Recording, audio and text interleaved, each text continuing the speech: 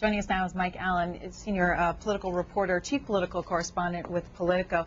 Start with your story yesterday about Senator John McCain's speech in Denver, Colorado yesterday, outlining his new economic plan. You wrote that he promised to balance the federal budget by the end of his first term. He did, but Greta, what's fascinating is he did it on the paper that he put out on the 15-page book, the McCain economic plan, but he didn't actually say it in his speech. So he's getting it both ways. The promise is out there for conservatives who might want to see it, but there's no videotape of it to show later, which might give you some indication of how likely Senator McCain thinks it is that this will actually occur. Well, why not put it on video? I mean, why not have it on the public record in that way? You know, I don't know the real answer to that, but they've put out the night before, Politico posted this document, and in it says that he'll balance the budget by 2013, so the end of his first term before he takes the office oath for the second time or passes the baton to his successor. And that is a very difficult challenge.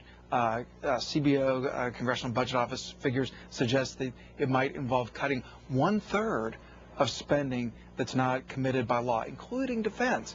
And you know how politically likely that is. So Senator McCain does take on a really tough issue here. As your viewers well know, in order to balance the budget, there are going to have to be changes made to Social Security. President Bush tried that. You saw how far that went. But Senator McCain acknowledges that real changes are not just going to come through spending cut here, spending cut there. You're going to have to make changes to Social Security, Medicare, Medicaid. And granted, that's going to have to be a very popular president, somebody who just after they've taken office and can work across the aisle and can do maybe even like a chalk talk to the American people explaining this.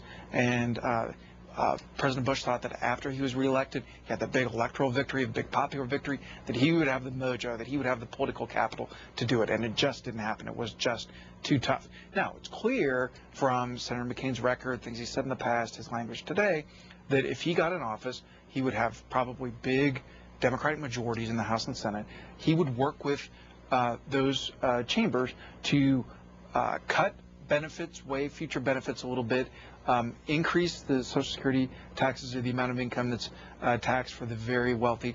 But that's not something you can really talk about in a campaign, so they're a little vague about it. I think you're going to see a lot of stories in coming days. Can McCain pay for what he's proposing here? USA Today had a very tough editorial today saying that he needs a little more straight talk.